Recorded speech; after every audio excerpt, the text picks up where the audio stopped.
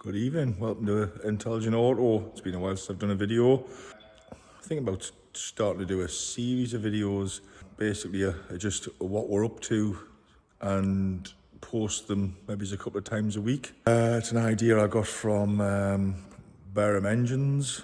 He seems to do it every week. He does it religiously I think on a Wednesday and a Friday or something like that. So I just thought it might be something of interest, and if I get anything particularly interesting, one particular job, then I'll do a video focusing on that. Just haven't had a great deal of time at the minute as usual, so I'm gonna take you for a bit of a walk around the workshop, what we've got here and what we're up to with each vehicle.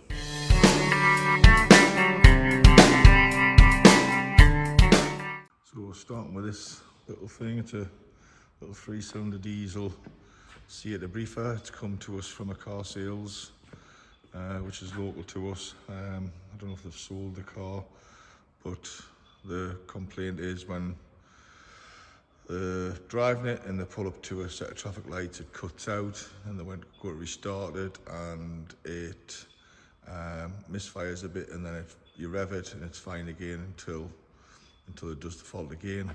So we've done our initial diagnostic assessment on this car, and we quickly realised that it's had some tampering done with the engine ECU. We took the exhaust apart and had a look, and it's got 3 holes drilled through the DPF. So we've advised that we need to reflash the software back to standard. Reason being is we've replicated the fault that they put it in for, which was the cutting out and the spluttering, but it logs no fault codes, because unfortunately whoever deleted the DPF deleted every single fault in the fault code table. So gives us no direction to go on, so that's now been reflashed to standard. I've just finished it, and we'll give it a drive tomorrow and see if we can get it to replicate the fault. I know we're going to get DPF faults because it's got holes drilled through the DPF, but I'm more interested in see if it runs okay as it's cutting out. So that's that one. Behind it here we've got a Transit. Notice some tape on the windscreen there. This van's been with us a few weeks now. It came in for the horn not working. We basically had a bit of a job getting wiring diagrams for it. When we eventually did, we've identified that there was a problem with the body control module, because the horn circuit goes through the body control module. Another garage has had the horns off it, and they've been changing horns, and they said they've changed the horn relay, but it hasn't actually got a relay, so I don't know what they've been changing there. The fuse fairy had been at it. There was fuses missing all over the shop, so we rectified that, but it still ended up with a horn not working. When we've consulted the correct diagram for the van, we've tested the circuit, and we found that there was a problem with the circuit going through the body control module. So when we've unplugged the body control module to have a look at it, one of the plugs is full of corrosion, but the plug that's full of corrosion isn't the plug that the horn circuit goes through. So we've had a bit of a better look at it. The van has at some point had a replacement windscreen. So we had a look up the back of the bulkhead, and there was signs where the windscreen, the bottom seal on the windscreen here, has been leaking, and the water's been running down the bulkhead straight onto the body control module. So we've had the screen cut out and resealed and refitted, so that when we eventually receive the new body control module from Ford, because it's on back order, well, it's not on back order, it's coming from Germany. When we fit that body control module, it's not going to end up getting a shower every time it rains. So that's that one. Got a Volvo over here, taxi, V90, came in this morning with an AdBlue countdown on the dashboard, an engine warning light on, and there was a list of faults in this car as long as your arm. In the AdBlue system, the faults were relating to, there was a leak in the system. When we've had a look, the car looks like it's recently had an AdBlue injector fitted to it, so we've done a pressure and pressure test on it, and it failed the first one, then we've done the second one, then it passed. The faults wouldn't clear until we sort of done like an AdBlue fault reset on it. So we've done that. road tested the car, and then the countdown's gone off. So it's clearly happy that the AdBlue system's working now. So I don't know if somebody's just fitted an injector and not sort of done the resets to it. But that's that. But also what we found was it's also got particulate matter sensor fault. A couple of those, one for like a general failure and one for the heating element. We suspect that the AdBlue injector is stuck open because there's white residue in the exhaust. So we suspect the AdBlue injector is stuck open at some point. It's basically dumped a load of AdBlue down the exhaust.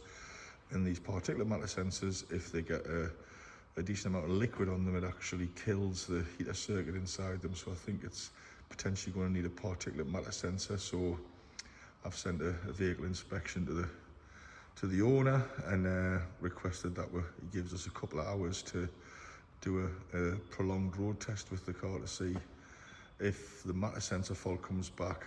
There's also a fault for the swirl flaps as well, which is quite common on these diesels, which again we've made them aware of, and we want to see if that fault comes back, and if it does, do some more investigation on it. So that may still be here the next time I do one of these videos, I don't know. Another Transit here, another custom. This came in with a DPF fault. Apparently he's had DPF faults for a while with this van. We found it had a aftermarket DPF pressure sensor on it, which was, the readings coming from it made no sense.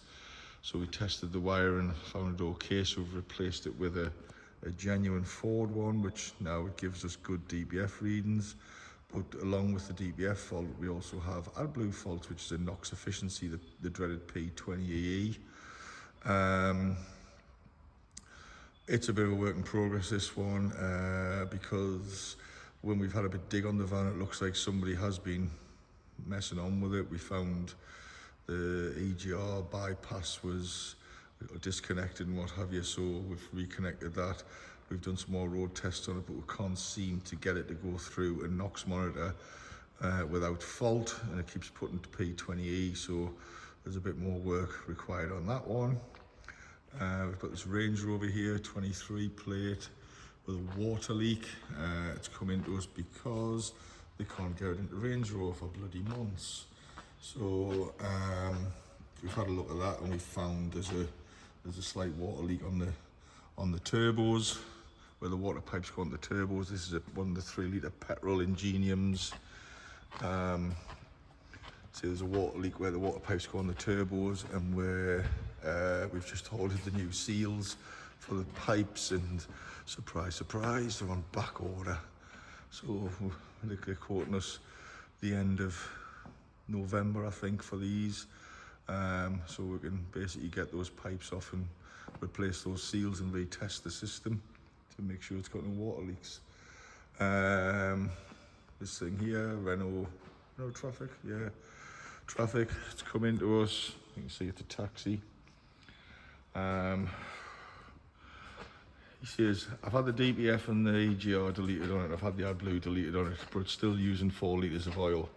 And why the hell would a DPF system and AdBlue system cause an engine to use oil? So we've had a look at it to see if there was any excessive oil leaks on it. There's nothing, I mean, the engine's not clean, but there's nothing which would suggest 4 litres of oil's coming out of it per week. Apparently it's going through 4 litres a week every 400 or 500 miles. So we've got this set up for in the morning to start doing some compression tests on it, to see if we can evaluate the condition of the engine on that one. Up on the ramp there, another Renault Traffic. This came into us a couple of weeks ago with varying faults. There was NOx sensor faults, there was EGR faults, there was all kinds of faults with it. Actually, I'm just going to get a light. Be a light on my heat now, just before I take you under the van. There was EGR, low pressure EGR faults, there was NOx sensor faults, and he was complaining of what he said, a whooshing noise coming from the engine when he was accelerating. So, as you can see, we've got the exhaust off this, and we've actually replaced the EGR cooler. Basically, the EGR cooler. There's a problem with these where the changeover valve mechanism wears and you get exhaust gases leaking. So we noticed when we had it running, we had exhaust gases leaking up behind these heat shields. So we took the exhaust off to get better access, removed the heat shields, to have a look at the EGR cooler, and found that the cooler was leaking exhaust gases. So we've replaced that cooler, which is a bit of a pain in the backside on these twin turbo ones, because it's buried behind the turbos. That's done anyway. But what we also noticed was when we took the exhaust off, the flexi pipe was split. The flexi pipe is part of the DPF and SCR, which sort of sits in here. So quite an expensive item to replace. So the exhaust now away at the exhaust guy, who basically cuts the flexis out and welds new flexis in. So we'll be getting that back tomorrow with a new flexi in it. We noticed when we took it apart as well that the knock sensor was slack in the exhaust, so somebody's clearly been at it before us. So we're hoping that when we put it all back together with the EGR cooler working correctly and no leaks, that we're not going to end up with any more NOx faults. So we'll find that out in the morning. And the last thing we've got in here is a Nissan Leaf up on the ramp there. The battery out. It's got a problem where the range is like so bad, it's only about 4 or 5 miles. So the battery's out of it ready. We identified there's a problem with one of the cells in the battery, so the battery's been removed. I just need to get the lid off that battery and identify which is the bad cell, and then we'll be replacing the cell. I think I might do a video on that. So watch this space on that one. So yeah, that's where we're at the minute for today. There's a few other vehicles outside, not too many. But we've got a whole host of other problems turning up tomorrow. And I'll give it maybe a couple of days or something and keep putting the updates up and see where we're at with stuff. Just coming through into reception here. If you follow me socials, you'll probably know all this, but over the last couple of months we've won a couple of awards. This one here, the Garage Awards from Auto Mechanical, was an award I won last year for Auto Mechanic of the Year, but I've recently also won for the Service Show Network, the North East Region Service Centre of the Year, and also at the Blend, which is a national event, also won Garage of the Year for 1 to 4 employees. So yeah, hopefully there's some more awards coming. Try and keep them coming. I think I might enter Top Garage next year through Aftermarket magazine and see how far we can get with that. This little beauty turned up last week, the new ThinkTool 399.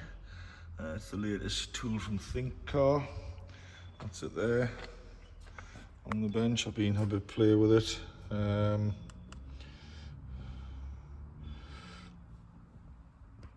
That's it there. I might do a video on it when I get some time with it. I've been using it on various vehicles, just seeing how I get on with it. But it's the latest tool with built-in AI.